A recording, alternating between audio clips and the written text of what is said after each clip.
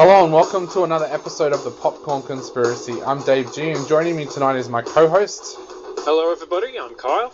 And tonight we're taking a look at another Blumhouse production movie that's come out this year called Fantasy Island. Now, this, before the whole COVID thing, could have been known as the year that Blumhouse dominated the box office, because they've already had 3 or 4 movies come out this year, and on the day before the cinemas closed, I went to watch a movie in the cinema, and there were 6 trailers shown before that movie. All of them were Blumhouse films. So, this was definitely going to be the year that Blumhouse kind of like took over horror, especially in the cinemas.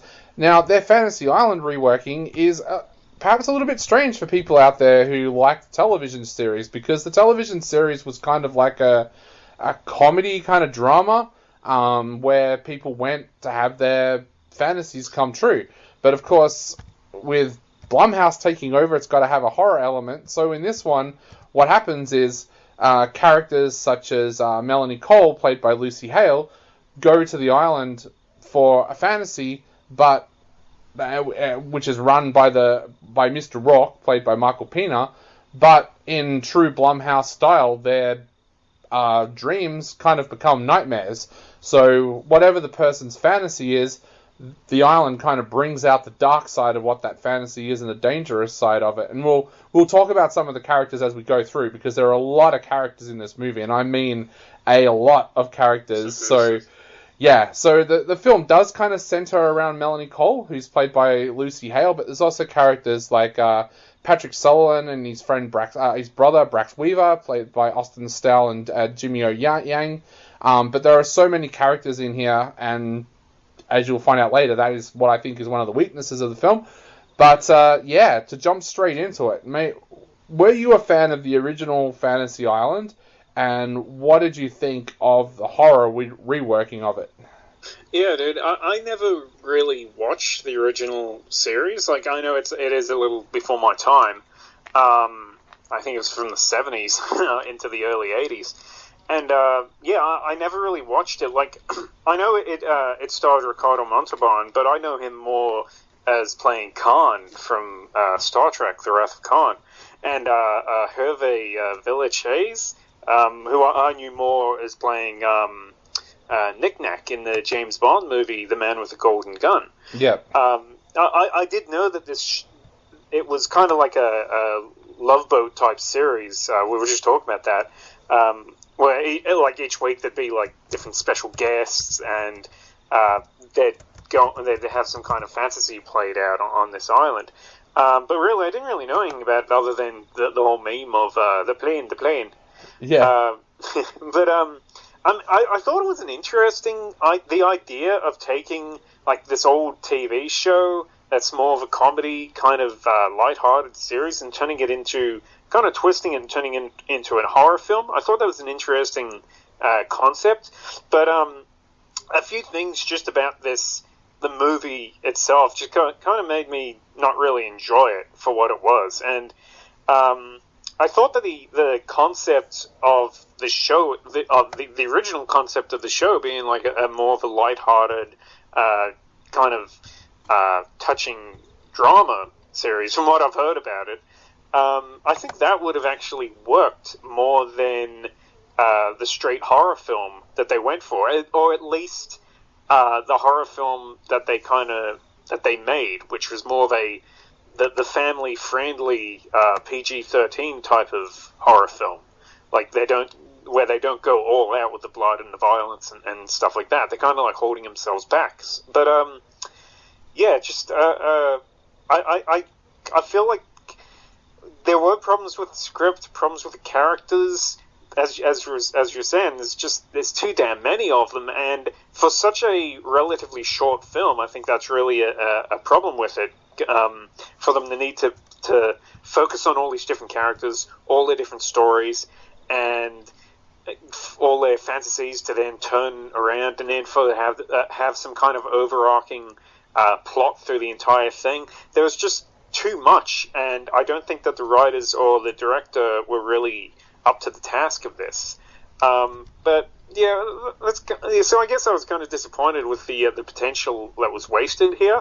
But what did you think of it, dude? Yeah, Fantasy Island's actually got a really, really interesting kind of past when you actually go in and explore it, because the show actually only ran for 7 seasons, I think it was, and they did a couple of TV movies in there as well.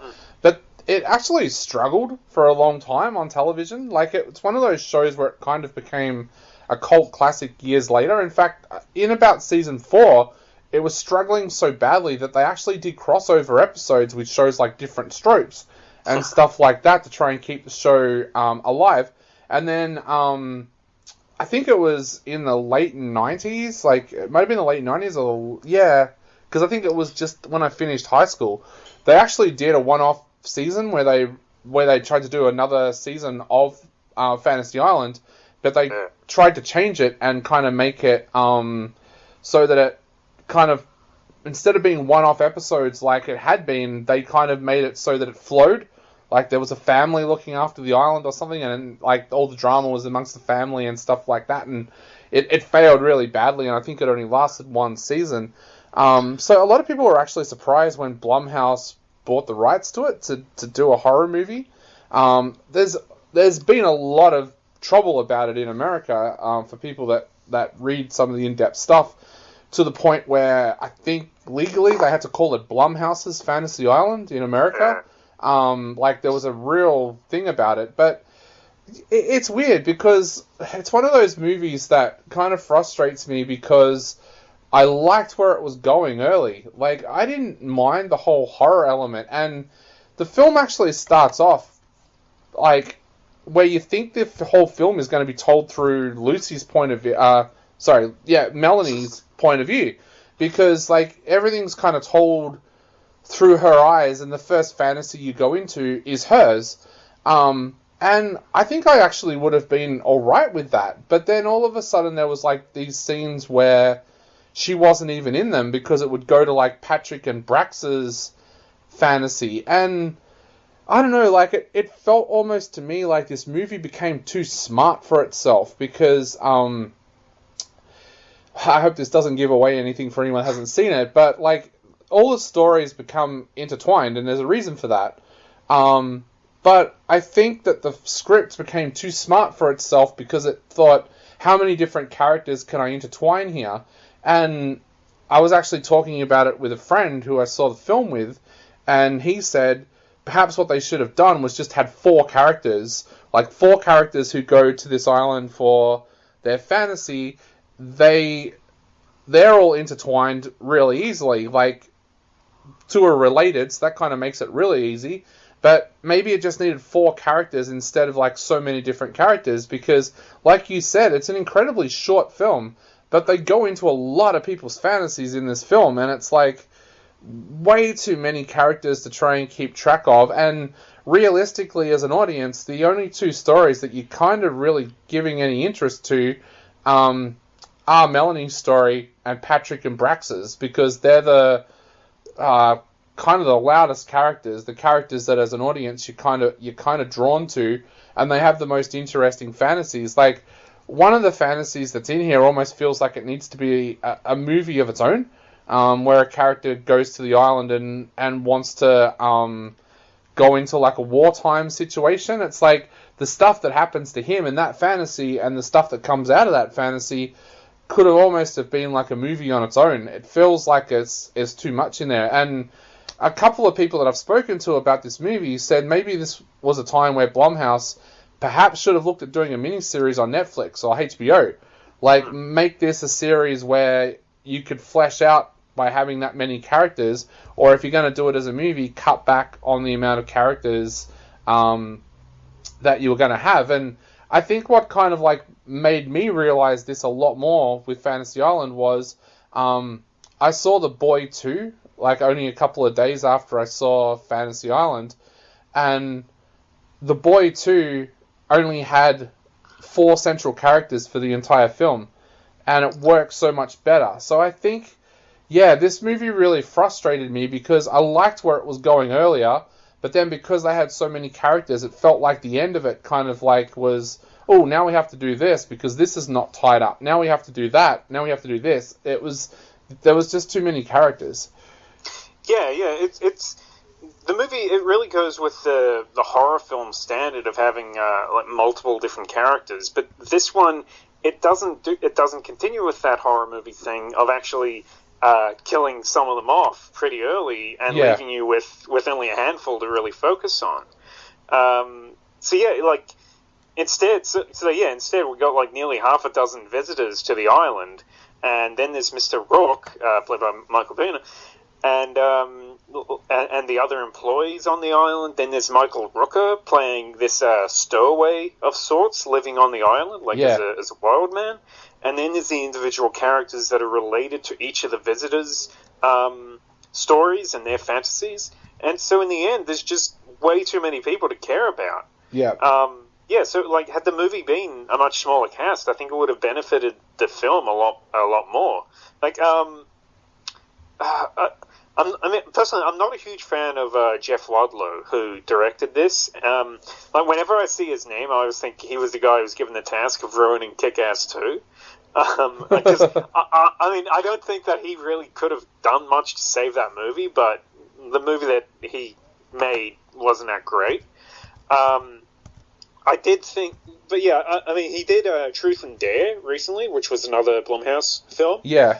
And I thought that was okay. Like, it was an original concept horror film. And I think it worked a lot better. Like, it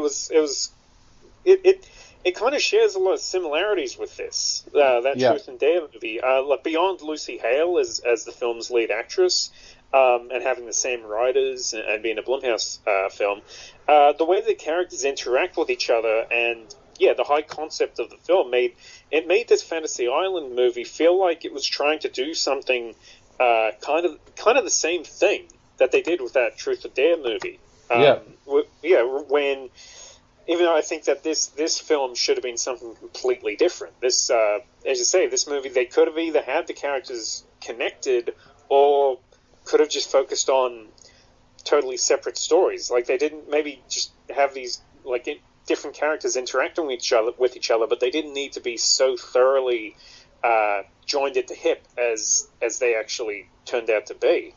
Like I say, like there's I don't know whether like maybe a more well-known cast as well. Like Maggie Q is in it, who I like Maggie Q, like from the Nikita series and all like Hong Kong action movies that I've seen her in.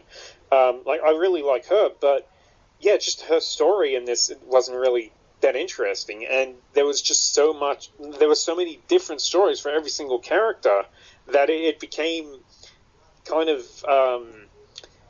I guess it kind of lost focus between whether it wanted to be telling all these individual little stories of here's a character who wishes that they had started a family and had a child, and here's somebody that wants to punish somebody for torturing them, and they tell those stories, but then overarching of the entire movie is something else, which we can't really go into because it kind of goes into spoiler territory. And that kind of, I think it goes in too many different directions. As you say, it tries to be too smart for its own good. Yeah. I did think Mr. Rourke was an interesting character. I do like Michael Pena, but I kind of think that's a problem. He's such a likable actor, and he always plays such friendly characters so much that he didn't really have any of this kind of mysterious presence as this Mr. Rourke character who seems to be pulling the strings on everything. Yeah. I think like he's kind of the one character who seems to know all the fantasies, and he understands the island and what's happening, and he's supposed to be this mysterious figure, and like he's got a very different aura. Michael Pena, he has a very different aura than Ricardo Montalban, and I think that when they wrote this movie, they wrote it with Ricardo Montalban in mind, but then they cast somebody completely different. Yeah. So that was another thing. Even though some of the actors I really do like them, and I thought that like some of them did a decent enough job in this movie, some of them felt like they were either miscast or they were just wasted, or there was just too much for me to grab a hold of. Yeah, same. And I was actually going to say before, Maggie Q's character